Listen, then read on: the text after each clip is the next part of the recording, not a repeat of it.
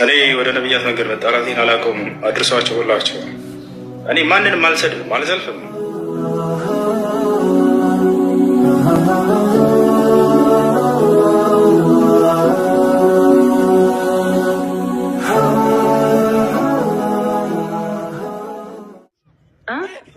በሰይፍ አሁን በጩቤ ብትወግም በስጋ ትሞታለህ እንጂ በነፍስ አትሞትም። ኢየሱስ በኢየሱስ ስም የተወጋው በስጋ አይደለም በነፍስ ነው። አንተ ብትሞተው በነፍስ ነው አንተ ብትሞተው።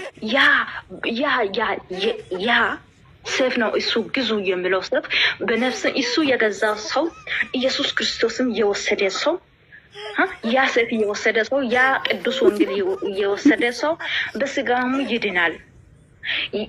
ያልገዛ ያልወሰደ ሰው ደግሞ በነፍስም ይሞታል። ለዛ ነው የኛ ሰይፍ ኢየሱስ ክርስቶስ ሰይፍ ነው ብያለሁ። ያ ሰይፍ የስጋ ሰይፍ አይደለም የነፍስ ሰይፍ ነው። አፍረጃለሽ አለ በተራሪ ምኑ አህላ ራሱ ሁሉ ማስረጃለሽ የቱ ጋር ነው እንደዚህ ያገኘሽ እንጂ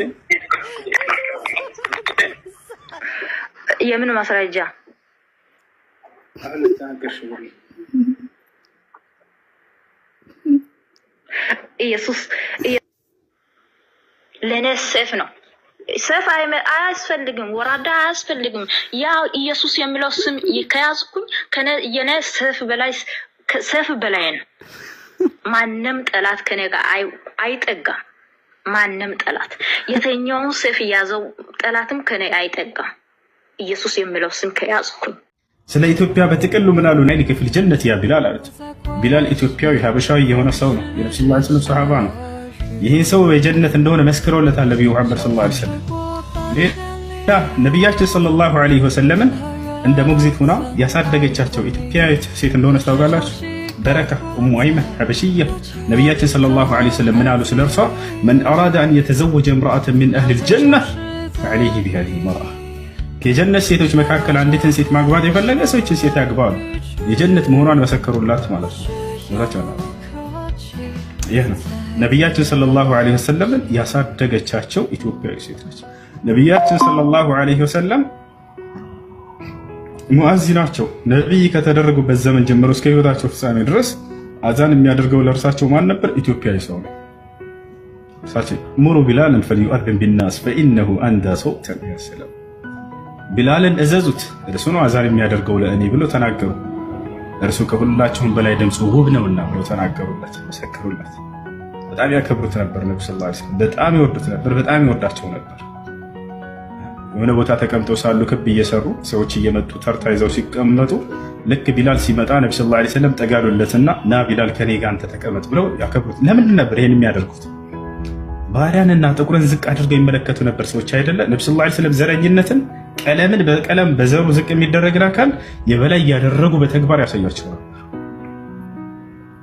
ወደ ከፍ አድርገው ያሳያቸው ነበር። ማንም ሊንቃቸው አይገባም። እንዳውም ክብር ከማንም በላይ የሚሰጧቸው እነሱ ነበር። ዘረኝነትን በአንደበታቸው በቃላቸው ብቻ ሳይሆን ዘረኝነትን ራቁ ብቻ ሳይሆን በተግባርም ይሄን ነገር ውድምድሙን ነው ያጠፉት። ውድምድም አድርገውታል በተግባር እና ይሄን ይመስላል። እና ይህ ቢላል ነው። ነብያችን ሰለላሁ ዐለይሂ ወሰለም በጣም ይወዱት ነበር።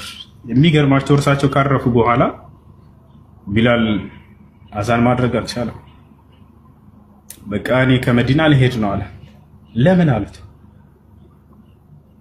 ረሱል ሰለላሁ ዐለይሂ ወሰለም ካረፉ በኋላ የእርሳቸውን ጠረን ስናገኝባት የነበረችው ሀገር ዛሬ እርሳቸው ጠረን የለባት። ስለዚህ መዲና መኖር አልቻልኩም ያለ እርሳቸው ካረፉ በኋላ በቃ እኔ ልሂድ አለ። አልቻለም እዚያች ሀገር ላይ መኖር። ቢላል አቡበክር ስዲቅ መጣና አቡበክር ስዲቅ ነው ከባርነት ቀንበር ነፃ ያወጣው አይደለ? ኧረ ቢላል አትሂድብን አዛን አድርግልን ምናምን ብሎ ለመነው። አውቃለሁ አንተ እንደገዛኸኝ የዛን ጊዜ አለው ከባርነት ቀንበርን ነፃ እንዳወጣኸኝ፣ አትሂድ ካልከኝ አልሄድም አለው። ያንተ ባሪያ ነኝ አለ። ነገር ግን የምትፈቅድልኝ ከሆነ እኔ ገዝቻለሁኝና እዚህ ተቀመጥ ካላልከኝ የኔ ፍቃድ ከፈቀድክልኝ እንደሄድ ፍቀድልኝ። ረሱል የሌሉባት ሀገር ዳግም ለመቀመጥ ከብዶኛል አላቸው። ለዚህ በቃ ለቆ ሄደ። በቃ ምን ያክል ነብዩ ሰለላሁ ዐለይሂ ወሰለም ሲወዳቸው እንደነበር ከሰማይ እንደመጡ ሰባት ሰማይ ያረከው ወደ ምድር እንደመጡ ያ ቢላል ሰሚዕቱ ቀርዐ ኒዓሊከ ፊል ጀና አሉት። ቢላል ሆይ በምድር እየተንቀሳቀስክ የጫማህን ኮቴ በጀነት ውስጥ አላህ አሰምቶኛል ብለው ነገሩት። በምድር እየተንቀሳቀስክ አላህ ሱብሓነሁ ወተዓላ አሰማህ። የማን ጫማ ኮቴ ነው ሲል የቢላል ነው ተብሎ ተነገራቸው። ሰሚዕቱ ቀርዐ ኒዓሊከ ፊል ጀና ከእርሳቸው ጋር አብሮ ጀነት እንደሚገባ ሁሉ መስከረለታል ነብዩ ሰለላሁ ዐለይሂ ወሰለም። እና ይሄን ያክል ለኢትዮጵያውያኖች የጀነት የተባሉ አሉ። እሺ ግደል ክርስቲያንን ግደል ገነት ትገባለህ ብለዋል። ወላሂ አላሉ። ነቢያችን ሰለላሁ ዐለይሂ ወሰለም የሚያገለግላቸው አንድ አይሁድ ነበር። ወጣት ልጅ ነው። በቃ ይወዳቸዋል። ዝም ብሎ በአካባቢያቸው ሲኖር የነበረ አይሁድ ይወዳቸዋል። ነቢ ሰለላሁ ዐለይሂ ወሰለም እርሳቸው አንተ አይሁድ ነህ እና ሄድ ከዚህ አላሉት። በቃ ያገለግላቸዋል። በቃ ይወዳቸዋል። ካነ ይሕብ ነቢ ሰለላሁ ዐለይሂ ወሰለም። ከዕለታት አንድ ቀን ይሄ ልጅ ጠፋ ከዚህ አካባቢ። ፈሰአለ ነቢ ሰለላሁ ዐለይሂ ወሰለም ፈቃል አየነ ልጉላም ልየሁዲ ያ አይሁድ ልጅ ጠፋኝ አሉ ነቢ ሰለላሁ ዐለይሂ ወሰለም። ፈንገት እነሁ መሪዶ ያ ረሱላህ እርሱ ታሟል፣ ቤቱ ተኝቷል፣ አንተ የአላህ መልእክተኛ አሏቸው። አሁንም ስለ እርሱ መጠየቃቸውን አላቋረጡም። የት ነው ቤቱ? ሂጄ መጠየቅ አለብኝ በእኛ ላይ ሁኔታው አለውና ያሏቸዋል። ነገሯቸው። ቤቱ ሩቅ ነው። ነቢ ሰለላሁ ዐለይሂ ወሰለም በዚያ በተከበረ እግራቸው እየተረማመዱ ሄዱ። እቤት ድረስ ደረሱ። እቤቱ ደረሱ። ነቢ ሰለላሁ ዐለይሂ ወሰለም ቁርአን እንዳዘዛቸው የሰው ቤት ሳታስፈቅድና ሰላምታን ሳታቀርብ እንዳትገባ ብሏል። ቁርአን አይደለ? ሰው ብሎ አይገቡ። ላ ተድኹሉ ቡዩተን ገይረ ቡዩቲኩም ሐታ ተስተእኒሱ ወቱሰሊሙ ዐላ አህሊሃ እንዳላቸው የዚህ ቤት ባለቤት ብለው አስፈቀዱና ይፈቀድልኛል ለግባሉ ተፈቅዶልሃል ሙሐመድ ግባ አላቸው። አይሁድ ያውቋቸዋል። አይሁዶች ነቢይ መሆናቸውን በደንብ አድርገው ያውቁ ነበር። ለምን ከእስማኤል ዘር ወጣ ከይስሐቅ ለምን አልወጣም? ነቢይነት ከይስሐቅ ካልሆነ አንቀበልም ብለው በቅናት በክህደት በትዕቢት ተሞልተው ነው ሳይቀበሏቸው የቀሩት ብዙዎች አይሁዶች። ከዚያ በኋላ ልግባሉ ግባ ይፈቀድልሃል ገቡ። ነቢ ሰለላሁ ዐለይሂ ወሰለም ፈጀለሰ ዒንደ ረእስ ልጉላም ልየሁዲ እዚህ ከአይሁድ ልጅ ራስ ስር ሄደው ቁጭ አሉ።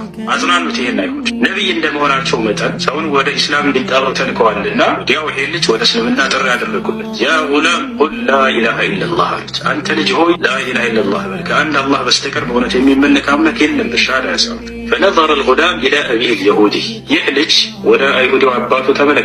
ፈርቶ መስለም ፈልጓል። በጣም ታሟል ልጁ መስለም ፈልጓል፣ ግን አባቱ ፈራ። አባቱ ገባው መስለም እንደፈለገና እሱን እንደፈራ። ያ ቡነየ አጢዕ ብልቃሲም አለ ልጅ ሆይ የቃሲምን አባት እሺ በላቸው።